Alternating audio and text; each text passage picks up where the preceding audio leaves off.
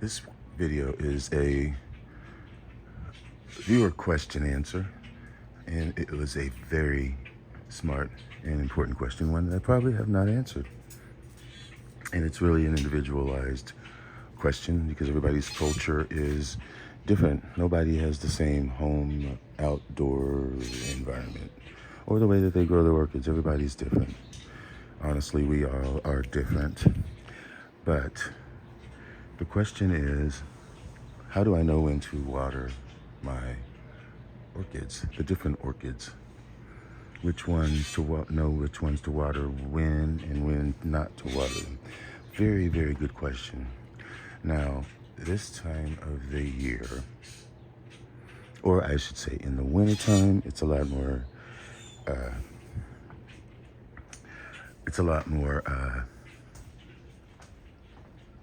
the culture is pretty unified or singular where they all get the same thing.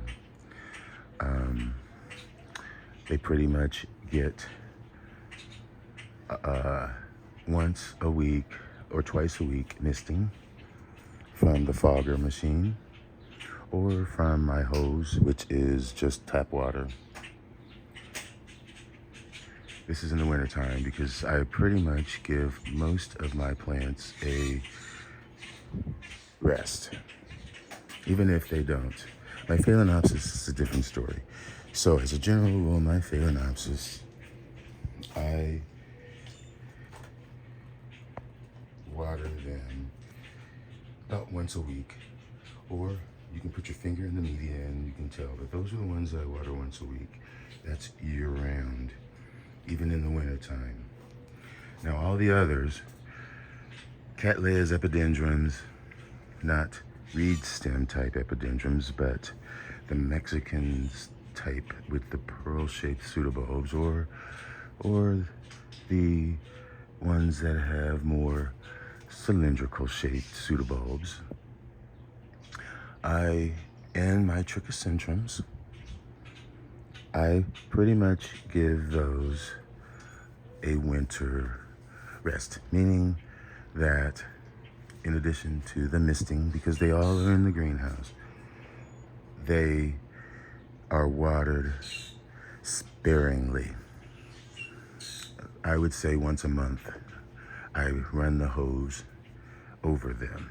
I don't fertilize them. Now, my Paphiopedilums, they're primarily in moss. They're more so in a moisture retentive mix, same as my phals, same as my Stanhopias and Gongoras. They get a drier rest as well, but not completely dry. They still want moisture at the roots. They want moisture as they are drying. They don't want to be wet like they do when they're growing, which is now. So, my angraecums, my angricoids, they are year-round. And you can usually tell by their aerial roots.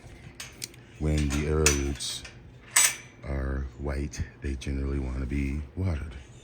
And since they are all mounted, they can take the water as long as the plant is in an area where it has good air movement. The plant will dry by night, even if it gets water on the foliage, which is important because the foliage of angraecums is pretty sensitive. So they are mostly will suffer from spotting, and the spotting will spread and you will lose that leaf. So they don't have many leaves to begin with as they are miniatures. So these benefit from the fog, and they are also watered once a week in the wintertime because they do get less, but they don't want to dry out completely like the Stanhopias. Now, in the summertime, it is pretty much the reverse. And how I know which ones to water, because I pretty much place the ones that are similar in culture next to each other. That kind of makes sense. As evidenced, as you can see, these are Cattleyas. They like the higher light. They've been kind of acclimated from, they started out inside the cage and then they gradually were moved out, some higher than others. You can see how the foliage on that is dark, and it's, some of them are more under the roof line, which is, there's a reason for that as well. Now, as a rule, these mounts in the summertime are kind of in a different category. And even though they are Cattleyas, I have some Vanda types, but regardless, and Encyclias, regardless, they are on a mount. And unless they are getting rain, they're getting nice sun, so they will need water. That is also dependent on the temperature. And we're talking about the summertime when they are growing. In the wintertime, these plants will be in the cold end. Well, not my Persavalus, but my Persavalus can handle the cold end of the greenhouse where they will get minimal water. Because believe it or not, these do like a rest, but not a complete rest. See, it's not so complicated. And that goes with experience. You tend to weed out the plants that don't fit within your culture. I mean, that kind of makes sense. You really can't force an orchid out of their native habitat and force them to survive it in your environment. I think they will do their own thing because they won't survive. You have to adapt your climate to what they're used to.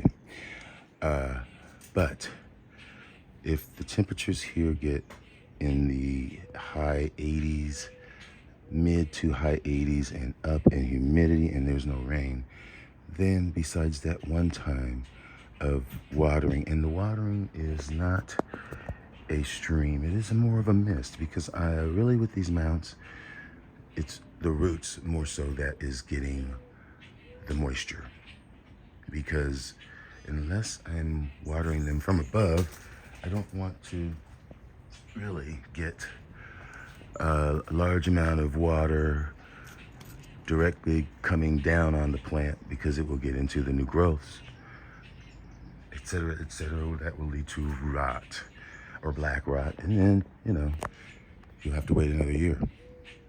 So, but yeah, you place the plants together that have the same culture, and then that's when you water them, or you make a further group of plants that either have less light requirements or less water requirements, because this is a time of year where they're growing, they're doing growths. Also, it is a rainy time of year, and so those growths are sensitive to rot. So, and those are really most of these, but more specifically Encyclias, Vandas, and Cattleyas. And so I have some species and some hybrids that have a history with their bulbs being affected by that. And so I know from experience that I need to put some of these under. They still get the water, but not the rain, the extra. Most of these orchids, they come from monsoon, seasonal, rainy season. So they are used to being just,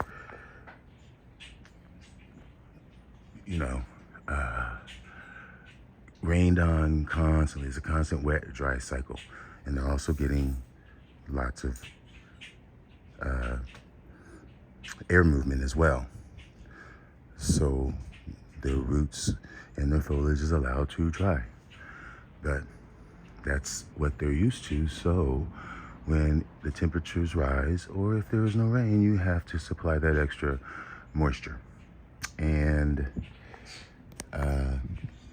That's really a simple way to think about it. The mounts are really easy every day. If they don't get moisture, if it's 80 above, and you will know because the plant will tell you. It will start to yellow, it will wrinkle, and even after just one day, you will know.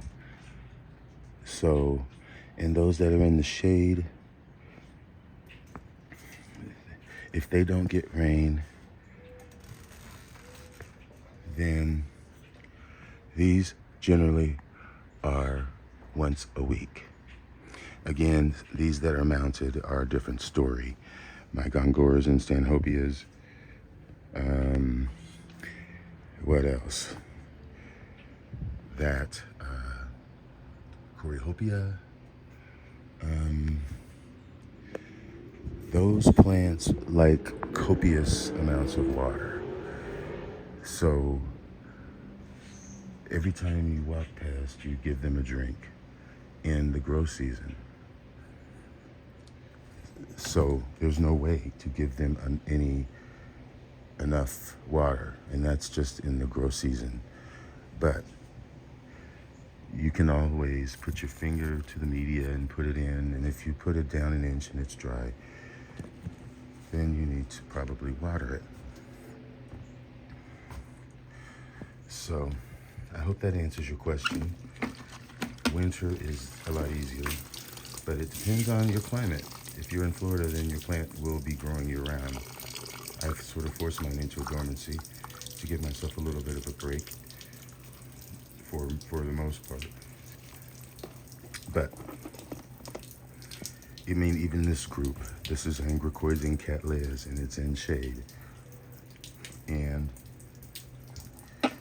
some of them are in trays that collect water, and some of them are sitting on plastic so that there's always a little film of water so that they get extra humidity or they can wick it up as it's needed. And that's another thing you can sort of gauge when a plant needs to be watered. So, and my dendrobiums are the same way. If they're in moss,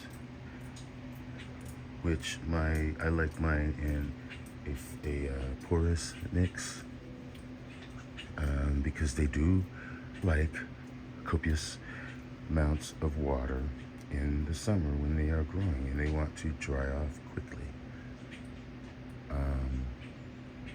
That's just in my experience, because they need a lot to make those big fat canes really thick and tall, and that takes water. If not, you will get canes that are short and stunted.